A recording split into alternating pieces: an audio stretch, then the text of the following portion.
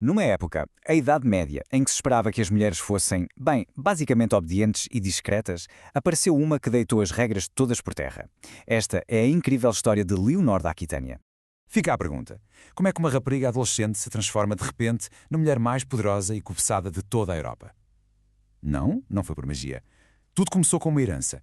Uma herança tão gigantesca que, literalmente, redesenhou o mapa do poder no continente.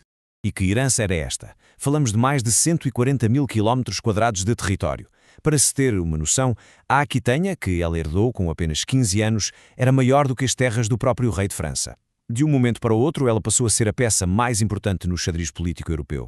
Ok, vamos recuar até 1137. O pai de Leonor morre subitamente durante uma peregrinação. Sendo a filha mais velha, ela herda absolutamente tudo. E claro, os olhos de todos os reis e príncipes da Europa viram-se imediatamente para esta jovem duquesa. O rei de França, Luís VI, que por acaso era o guardião legal de Leonor, não perdeu tempo. Viu aqui a oportunidade de ouro para juntar a riquíssima Aquitânia ao seu reino. E, em poucas semanas, o assunto estava arrumado. Casou-a com o seu próprio filho. E assim, Leonor viajou para Paris não só como duquesa, mas também como uma futura rainha de França. Ser rainha de um país já é algo notável. Mas Leonor foi rainha de dois. Os seus casamentos colocaram-na no topo do poder, primeiro em França e depois em Inglaterra. E como vamos ver, foram duas histórias completamente diferentes. O contraste não podia ser maior. De um lado, tínhamos o rei francês, Luís VII, um homem muito sério, religioso, que vivia numa corte bastante austera. Com ele, Leonor teve duas filhas. Do outro lado, o rei inglês Henrique II, um verdadeiro furacão de energia, super ambicioso e sempre a pensar em expandir o seu império. Deste casamento, nasceram 8 filhos. Dá para imaginar a volta que a vida dela deu.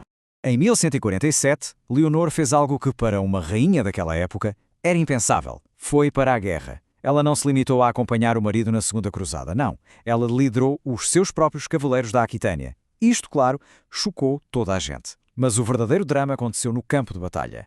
As suas ideias sobre estratégia militar batiam de frente com as de Luís. A cruzada foi um fracasso e o casamento deles, bom, ficou ferido de morte. E o que é que acontece quando um casamento real acaba na Idade Média? Pede-se uma anulação. Atenção, isto não é um divórcio. Uma anulação significa que, para a Igreja, aquele casamento nunca existiu oficialmente. Para Leonor, isto foi crucial. Porquê? Porque ao anular o casamento, ela não era apenas uma ex-rainha. Ela voltava a ser a duquesa da Aquitânia, solteira e com o controle total do seu enorme território. O jogo tinha recomeçado. E que jogada! Apenas 2 meses depois de ficar livre, Leonor casou com Henrique Plantageneta. E quem era ele?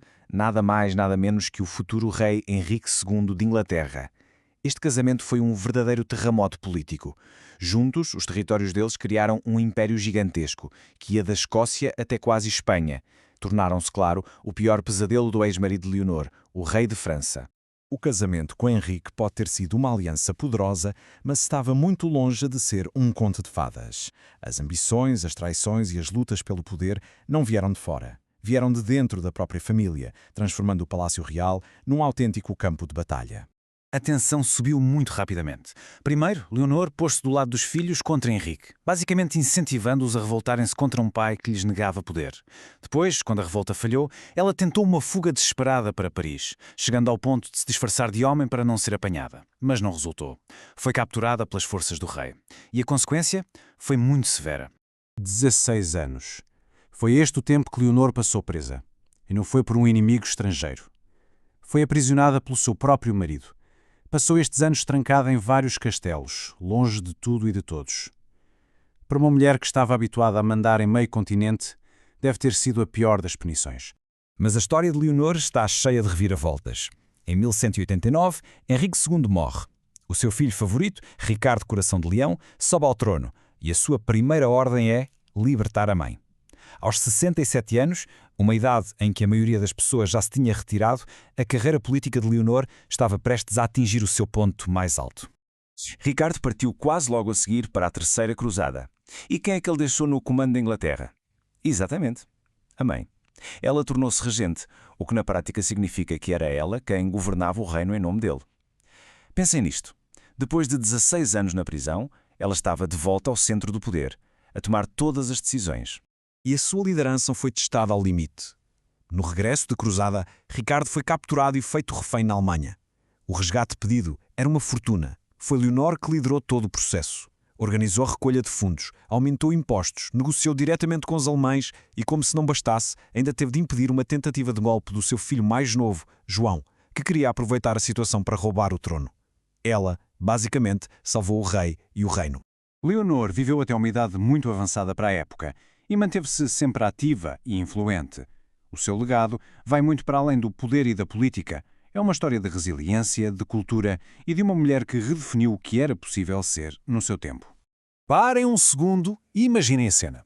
Com quase 80 anos, numa era sem qualquer tipo de conforto moderno, Leonor montou um cavalo e atravessou os perigosos Montes Pirineus. E porquê? Para ir escolher pessoalmente uma das suas netas para casar com o herdeiro do trono francês e assim selar a paz. A sua determinação era simplesmente lendária. E os seus últimos anos não foram nada pacíficos. Depois da tal viagem à Espanha, ela foi cercada num castelo pelo seu próprio neto. Foi preciso que o seu filho, o rei João, viesse com um exército para a salvar. Só depois disto é que ela se retirou para a abadia de Fontfroid, onde morreu em 1204, com cerca de 82 anos. E este último detalhe diz tudo sobre ela. No seu túmulo, a estátua de Leonor não a mostra como uma coroa ou um cetro a simbolizar poder. Mostra-a a ler um livro. É um símbolo muito forte de que ela não foi apenas uma estratega e uma governante, mas também uma mulher culta, que apoiou as artes e a literatura e que deixou uma marca cultural duradoura na Europa.